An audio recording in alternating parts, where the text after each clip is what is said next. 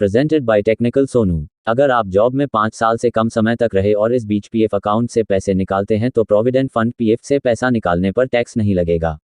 अगर आपने जॉब छोड़ दी है तो आप कुछ समय बाद पीएफ अकाउंट से पैसे निकाल सकते हैं।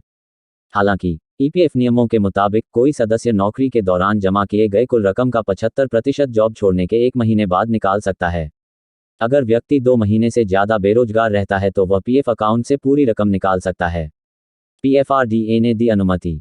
ईपीएफओ सब्सक्राइबर को अगर नौकरी करते हुए 5 साल पूरे हो जाते हैं और वो पीएफ निकालता है तो उस पर इनकम टैक्स की कोई लायबिलिटी नहीं होगी। 5 साल की अवधि एक या इससे ज़्यादा कंपनियों को मिलाकर भी हो सकती है। एक ही कंपनी में 5 साल पूरे करना जरूरी नहीं। पेंशन कोष नियामक और विकास प्राधिकरण पीएफआरडीए ने पेंशन कोष की राशि 5 लाख रुपये से कम होने की स्थिति में अंशधारकों को बिना कोई पेंशन प्लान खरीदे समूची राशि निकालने की अनुमति दे दी है।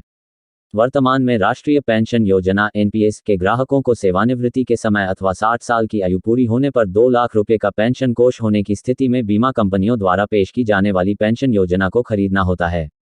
वह शेष 60% राशि की निकासी कर सकते हैं। पेंशन नियामक ने एक गेजेट अधिसूचना में कहा है एनपीएस के तहत समय पूर्व निकासी सीमा को 1 लाख रुपये से बढ़ाकर 2.5 लाख रुपये कर दिया गया है। नियामक ने एनपीएस में प्रवेश करने की अधिकतम आयु को भी 65 साल से बढ़ाकर 70 साल कर दिया है, जबकि बाहर निकलने की आयु सीमा को 75 साल कर दिया गया है। ईपीएफओ ने कर्मचारियों के आधार सत्यापन सहित पीएफ रिटर्न दाखिल करने की समय सीमा बढ़ाई। सेवानिवृत्ति कोष का संचालन करने वाली संस्था ईपीएफओ ने मंगलवार को कर्मचारियों के भविष्य निधि कोष के सार्वभौमिक खाता नंबर यूएएन को आधार नंबर के साथ सत्यापित करते हुए भविष्य निधि पीएफ रिटर्न दाखिल करने के आदेश पर अमल को 1 सितंबर 2021 तक के लिए टाल दिया है।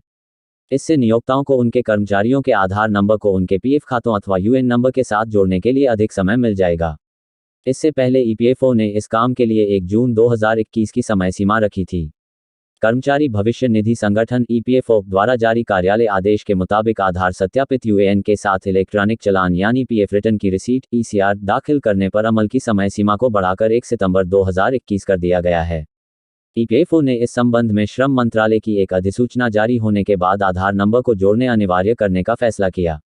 श्रम मंत्रालय ने इस संबंध में 3 मई को अधिसूचना जारी की, जिसमें मंत्रालय और उसके तहत काम करने वाले निकायों से सामाजिक सुरक्षा संहिता के तहत लाभार्थियों से आधार नंबर लिए जाने को कहा गया।